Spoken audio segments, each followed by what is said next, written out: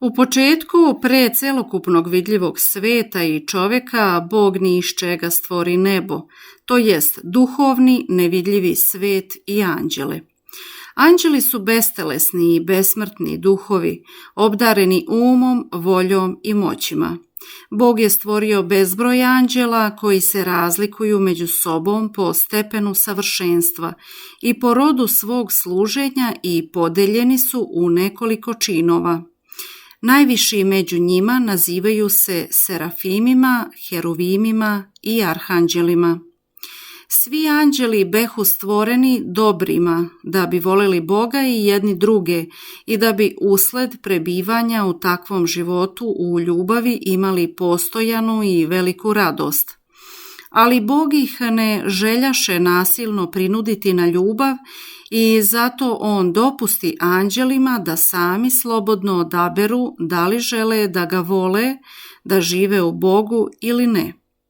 Najviši i najmoćniji anđeo po imenu Denica pogordi se svojim moćima i silom, odbi da voli Boga i da ispunjava volju Božiju i zažele da i sam postane kao Bog.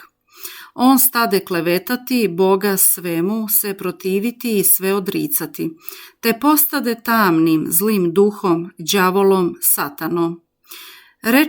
Reč đavo znači klevetnik, a reč satana znači protivnik Boga i svega dobrog. Taj zli duh sablazni i povuče za sobom mnogo drugih anđela, koji takođe postadoše zli duhovi i nazivaju se besovima. Tada protiv satane istupi jedan od najviših anđela Božjih, arhangel Mihajlo, i reče: Ko je ravan Bogu? Niko kao Bog. I na nebu poče rat. Mihajlo i njegovi anđeli ratovahu protiv satane, a satana i njegovi besovi ratovahu protiv njih. Ali se zla sila ne mogaše održati protiv anđela Božjih. I pade satana zajedno sa besovima kao munja dole u preispodnju, u ad. Ad ili preispodnja je mesto udaljeno od Boga, gde i sada prebivaju zli duhovi.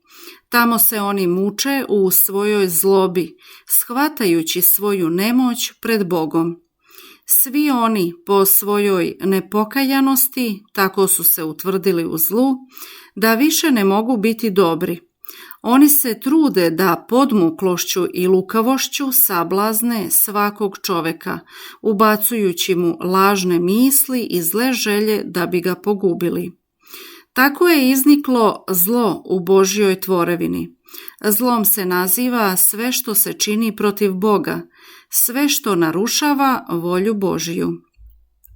A svi anđeli koji ostadoše verni Bogu od tada u neprestanoj ljubavi i radosti žive sa Bogom, ispunjavajući svagda volju Božiju.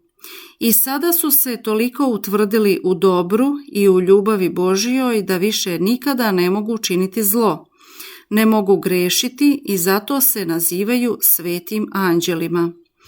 Reč anđeo znači vesnik. Bog ih šalje da ljudima prenesu njegovu volju i zbog toga anđeli primaju na sebe vidljivi čovečiji oblik. Svakome hrišćaninu Bog daje na krštenju anđela čuvara, koji nevidljivo čuva čoveka tokom celog njegovog zemnog života, ne napuštajući njegovu dušu ni posle smrti. Napomena. Ovaj kratak opis stvaranja neba, angelskog sveta, izložen je na osnovu Svetog pisma i učenja svetih otaca i učitelja Svete pravoslavne crkve.